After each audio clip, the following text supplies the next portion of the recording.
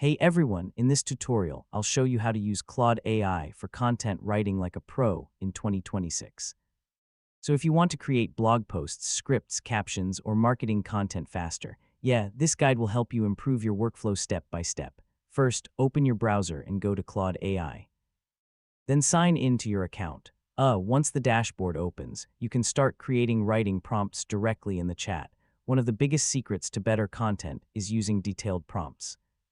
So instead of saying write an article, explain the topic, audience, tone, and format you want Claude to follow. Claude is also great for brainstorming.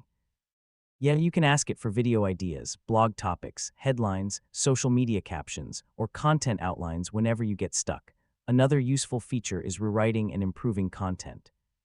I mean, you can paste your draft into Claude and ask it to make the writing more professional, shorter, clearer, or more engaging.